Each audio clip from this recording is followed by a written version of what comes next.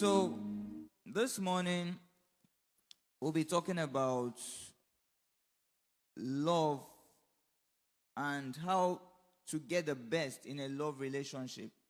How to get the best in a love relationship. The theme of this program today is love on steroids.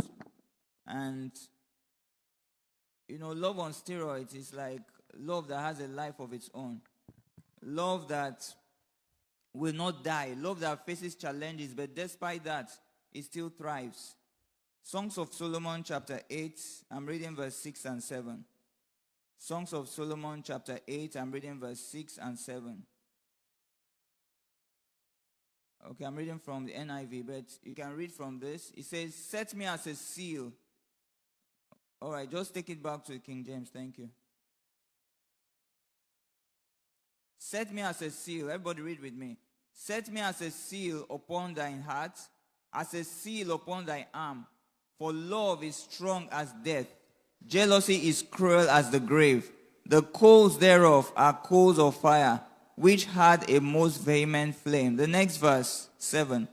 Many waters cannot quench love, neither can the floods drown it. If a man will give all the substance of his house for love, it will utterly be condemned. Now, so, it's telling us how powerful love is. And before God starts talking about love, or tells you to love somebody, he has first shown it to you to demonstrate how it is done, and to demonstrate to you that it is doable. He says, place me as a seal on your heart, like a seal on your arm, for love is as strong as death.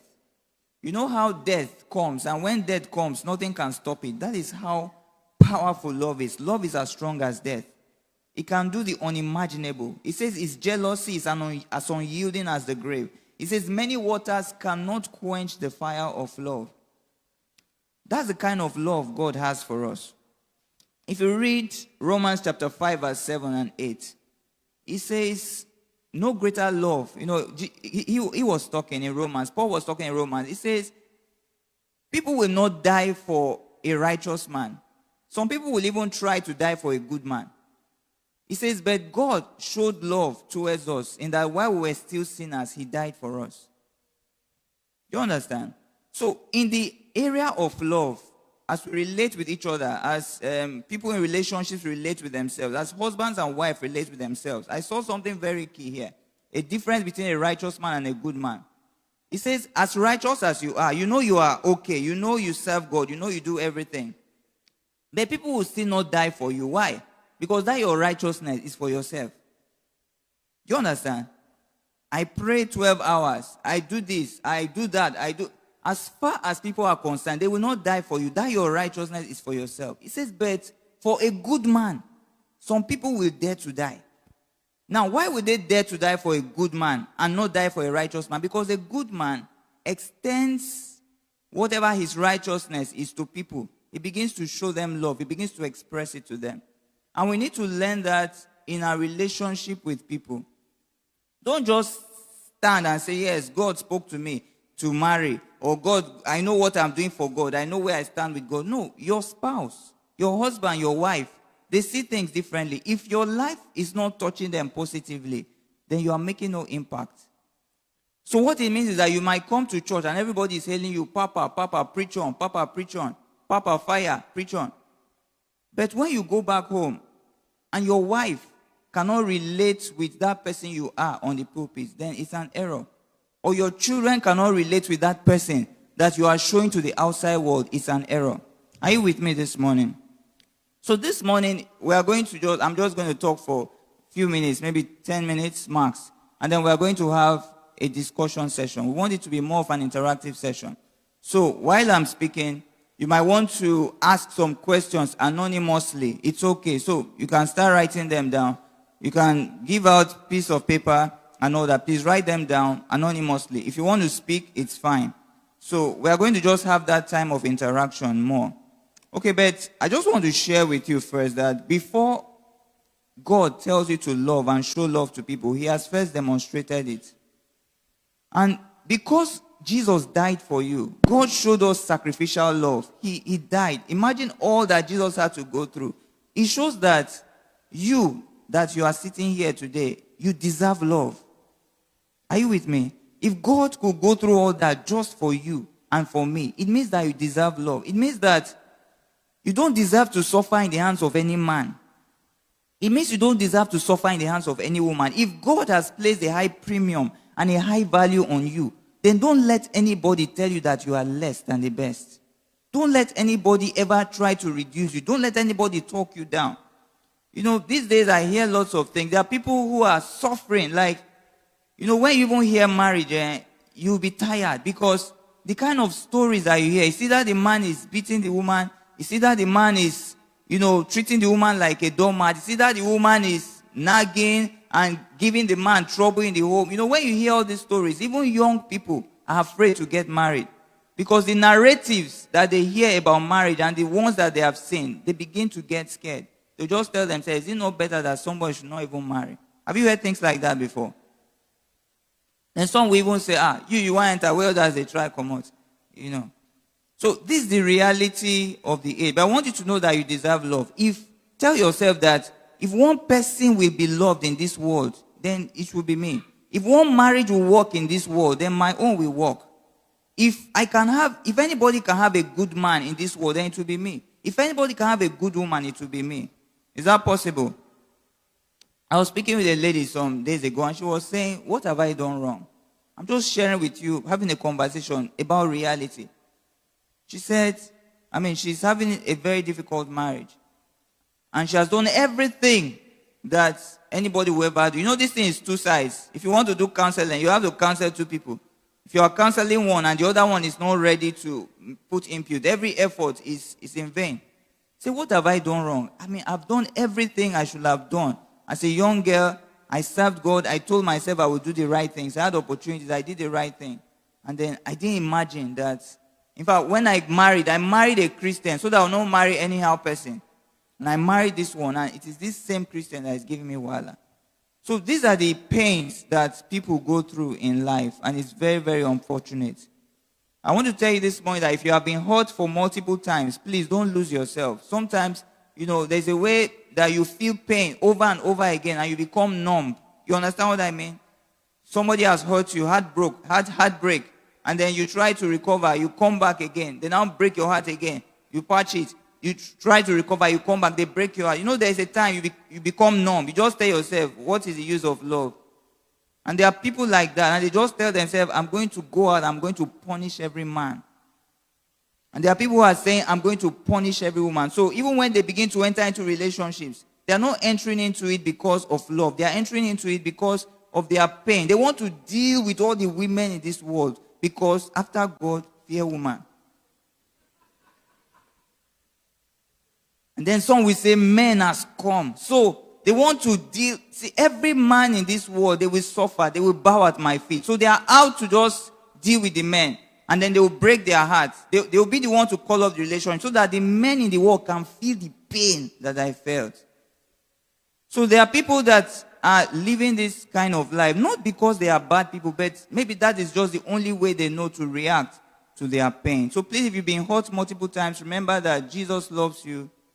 Don't harden your heart. Don't become who you are not. So I'll just share 3 things with you this morning that can help our love relationship. And I believe we are writing the questions because I want us to start the conversation very, very quickly. And then if you have questions, you can also ask. Just 3 things I'll share and then we'll talk. Number 1, address the fear of your spouse. Address the fear of your spouse. In Judges chapter 7 verse 3, Gideon was leading an army of 32,000 people to fight the Midianites. And he sensed, God told him that some of these people are afraid. So he told him what to do. Say, you need to sieve this army. And so Gideon announced, he said, if anybody is afraid among you, go back. And you know what? 22,000 people, out of the 32,000 people, they went back. They were afraid. Now, if those people had gone on to fight the war, I'll tell you what would have likely happened. Either they would have been killed in battle, or they would have made Gideon and his army lose.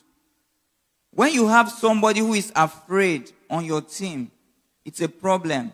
Because sometimes, those things that you fear, like Job said, that thing that I fear has befallen me. Most time when you are afraid of something, it makes you act in a way that will now actually make that thing happen. Do you understand me? So he said, if you are afraid, go back. And 22,000 people went back.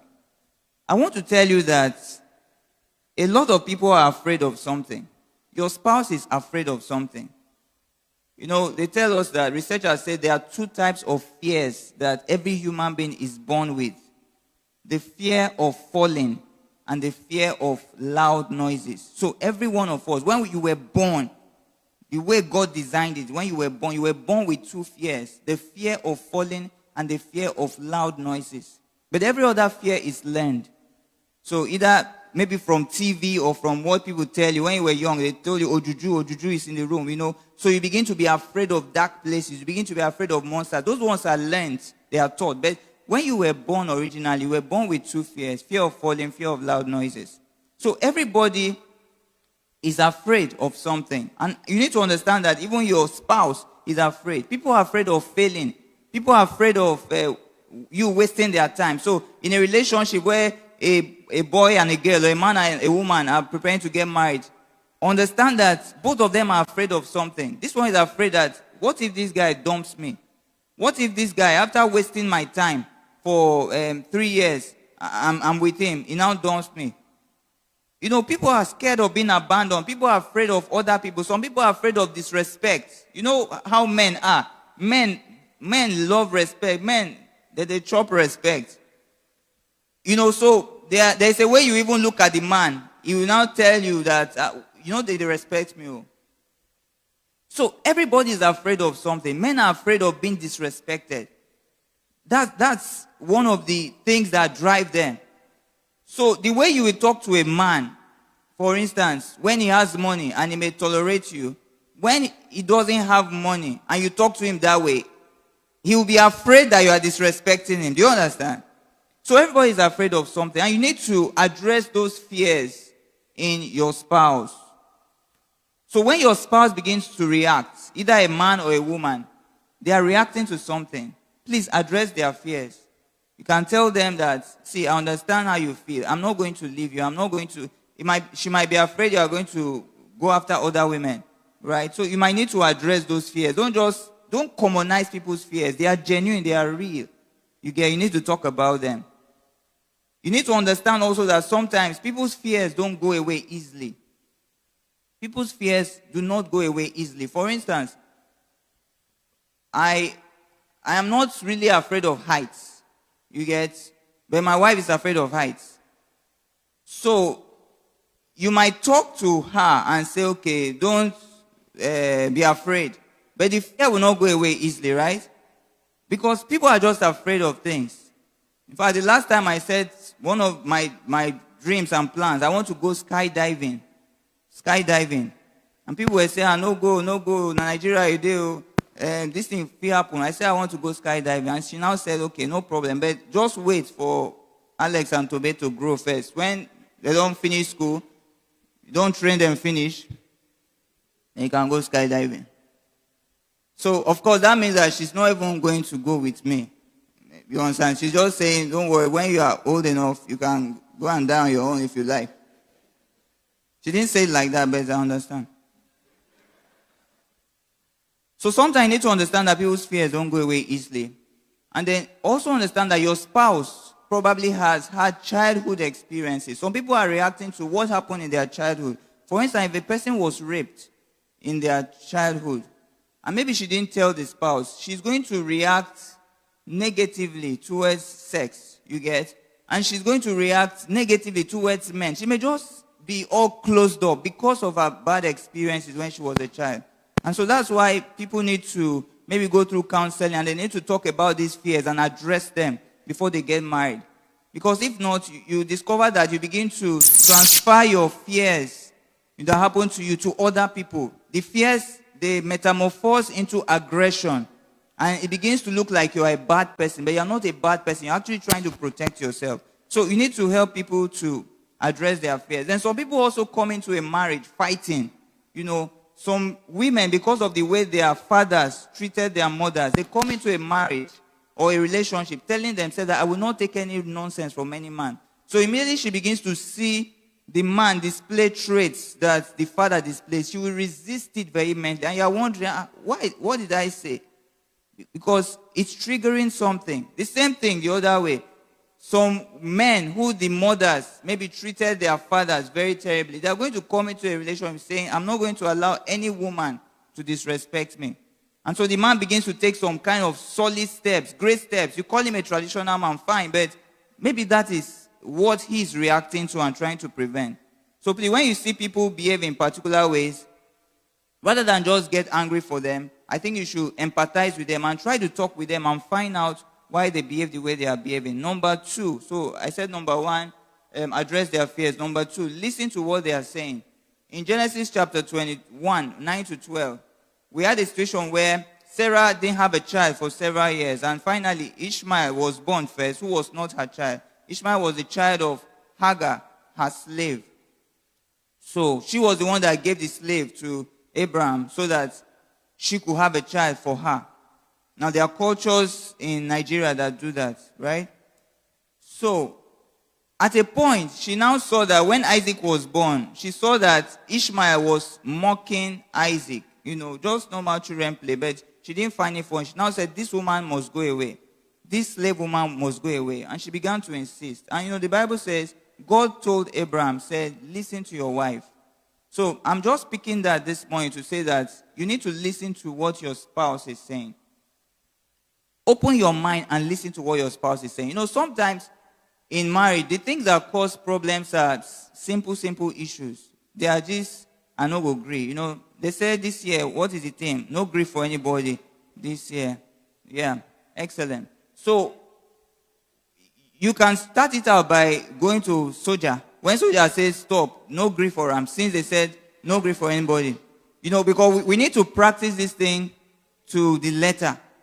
You get, so that we can get the results, you know, the way they said we'll get it. So no grief for anybody will not work in marriage. You get, it might work for you to just play around, you understand? But no grief for anybody might cause more trouble for you than help you. So if a man says he will not grieve for his wife and a wife says she will not grieve for her husband, there is chaos in that home already. So in marriage, open your mind and listen. You know, the thing is, because we are different, and men and women are wired differently, so the way a woman is talking and the way a man is talking, there are two different ways. The way they see things, they are completely different. It doesn't mean that one of them is bad. So just open your mind. You already have a way you think, but listen to what the other person is saying, because the way we are designed, life is designed in such a way that you cannot see your back, right? But somebody else can see your back. So what it means is that perspectives are different. There's a perspective you can never ever see, because this is who you are. You are looking this way. But when your spouse is telling you something, yes, you may not like it. You may not like the way they present it, but open your mind and listen. Listen to what they are saying. Some of those things might save your life. Some of those things are the things that will help you to become a better person. They may not sound pleasant, but many of those things that they are saying are true. And sometimes when we resist what people tell us, it's not because what they are saying is wrong. It's because we are afraid of being wrong. Do you understand? You're afraid of accepting that what I've believed all my life is a lie. So you resist it and fight it. But open your mind and listen to your spouse. Take in the lessons and see how you can improve. There's nothing wrong with it. You know, what you call nagging in marriage, you say my wife nags or my husband nags. What you call nagging might actually be somebody's pain point. Do you understand? Maybe if you had listened to them the first time, they won't keep repeating it. Do you understand? I don't like this thing you are doing. Then you continue to do it. Then she will say it again. You continue to do it. She will say it again. Then you say she's nagging. But you have not addressed the fact that when she mentioned it, you didn't listen and you have not made any adjustments. Are you with me? So those things are very key to make us better people. Take corrections in marriage. I mean, a wife can correct a husband. A husband can correct a wife. You know, I mean, you are just human. You are the head of the family, but you are not infallible. You are not a spirit, like you cannot make mistakes or errors. There are things you don't know. You are not perfect. If you were perfect, you would be in heaven with the saints, you know, already. You won't be here on earth with us. So take corrections and try to improve. Finally, number 3, communicate effectively. Communicate effectively. In marriage, please try to communicate. If you're in a relationship, young people, try to communicate. Talk. Communication is two-way. It's not just sit down, woman. Shut up. Don't say anything until I'm done talking. Then you now say everything you want to say, and now say I'm done. Get out. No. That's not communication. In your mind, you feel you have communicated. You are happy. Say, I'm now the baboon of the kingdom. You are happy. But you have not done anything. Because if a woman wants to deal with you, she will deal with you very, very easily. It's not that she cannot deal with you. It's just that she's waiting for the perfect time. And most times, the perfect time will be when you are old and weak. That's when they will now strike. So, communicate effectively. Always, don't assume anything. Talk about it. Lack of communication is what breaks down a lot of homes. It breaks down countries, breaks down organizations, breaks down relationships. Communicate well. Listen to the other person's communication. Listen to body language. Just try. Sometimes women are very difficult to please. A lady the other day was complaining that her husband is a very nice man.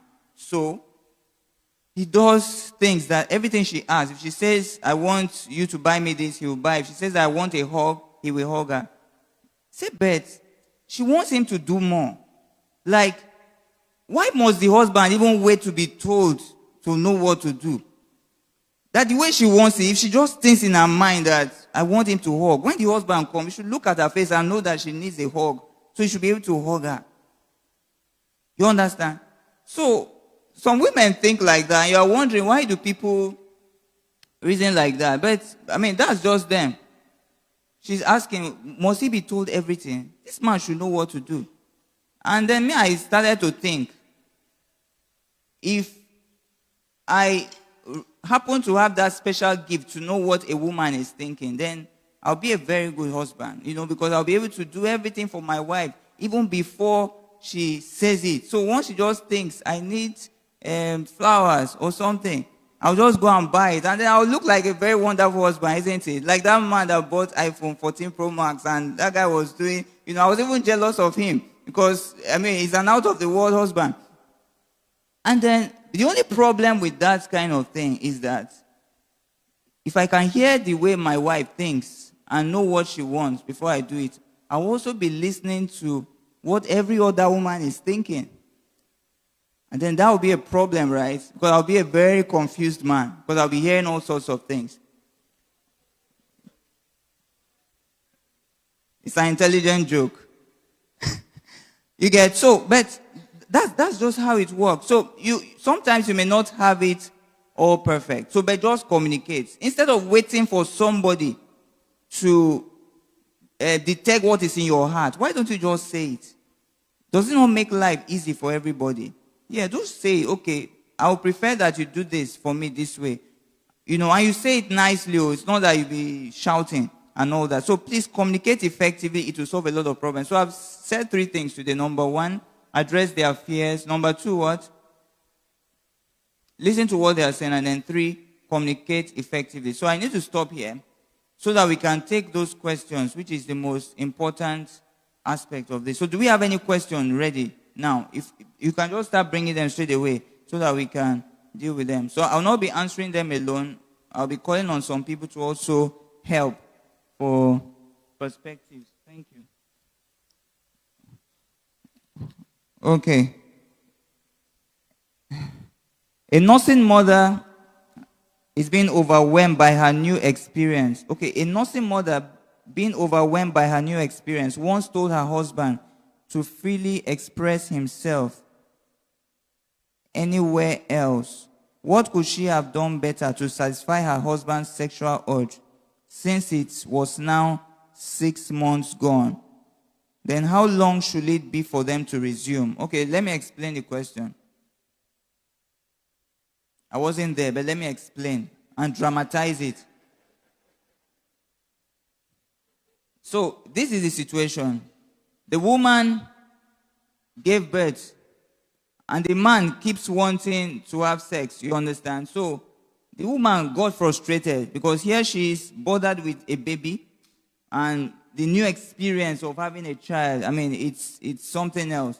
And then she, out of frustration, told the man, you are free, go and satisfy yourself. Since sex is your problem, and do you come from village? Go and satisfy yourself.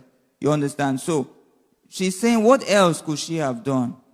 How could she have handled it? And then the key question, how long after childbirth can they resume sex? So Pastor OJ, please, I'll need you to help me take that. Please, I need a mic. Thank you.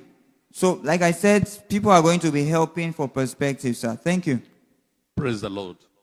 So, which one do you want me to? Okay, let's start with the first one or the last one? Okay, let's start with the last one. Like, how soon?